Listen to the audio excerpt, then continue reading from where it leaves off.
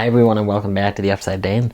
And oh my god, do I have a movie for you. Saint Maud will be streaming exclusively on Epix Friday, February 12th. But should you check it out?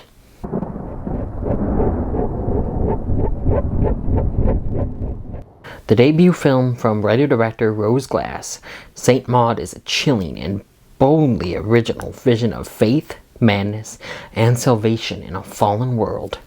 Maud, a newly devout hospice nurse, becomes obsessed with saving her dying patient's soul. But sinister forces and her own sinful past threaten to put an end to her holy calling. Saint Maud was directed and written by Rose Glass. It stars Morfydd Clark, Jennifer Ehle, Lily Knight, and Lily Frazer. The fact that this is the directorial debut of Rose Glass just amazes me. I thought this movie was phenomenally written and directed by her. She does a great job in her debut. Really good work. The atmosphere is absolutely chilling when really anything's going on. It doesn't even have to be sinister. It just feels off. It's off-putting. It's off-kilter. The scene just feels off no matter what's happening. This whole movie, I felt like that. I felt like someone was trying to get under my skin. It just felt off. That really just speaks to the cinematography here and how good it is. I really have to commend Rose Glass because she made something creepy, unsettling, and original here. Adam Janota Bazowski's score complements her work so well. Him and Rose Glass, they just works together with the visuals and the audio to really bring an immersive experience and creepy experience to the screen. His music is really, most of the time, just as off-putting as the imagery we see. The acting, the acting here, especially by our lead character, the titular character, Morfydd Clark as Maud. She's this pious and overly devout nurse. Overly, really. And sometimes it just gets way too much.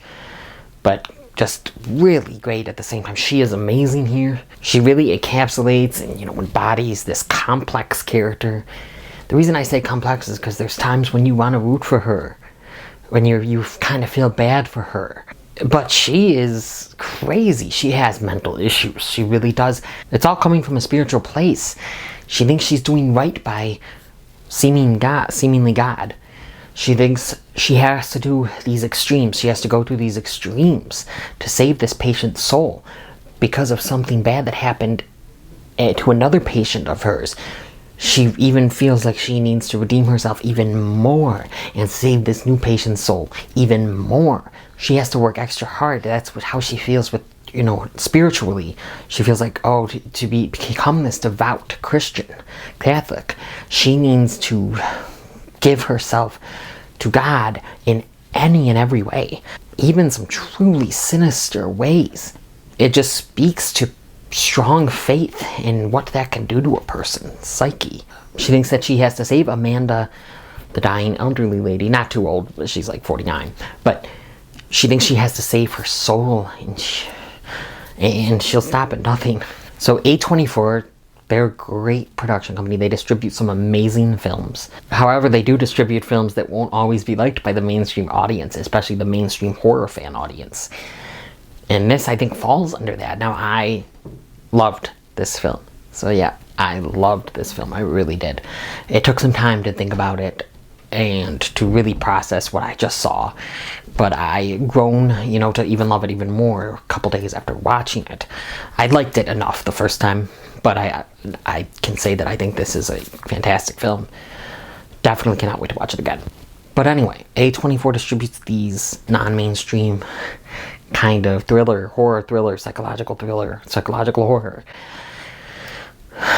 And I think this definitely falls into that. I don't think that the horror fans that are mainstream looking for jump scares are really going to get much satisfaction out of this one, because there isn't much, there isn't jump scares really. It's psychological. It really is. And the third act has some creepy stuff. I mean, there's creepy stuff throughout, but and the third act has a couple creepy things, scary things that you probably would see in mainstream horror, but it's just different here.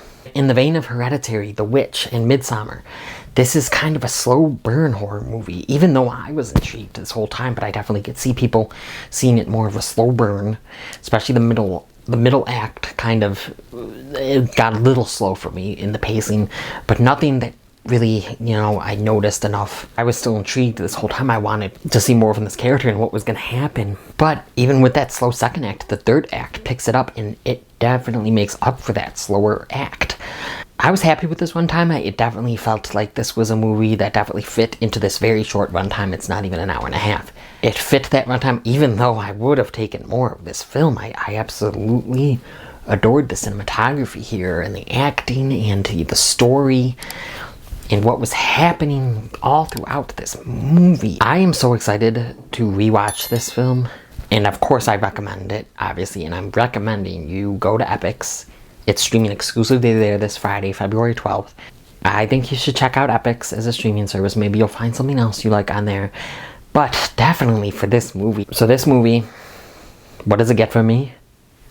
This movie gets a 9 out of 10 from me. Saint Maud gets a 9 out of 10.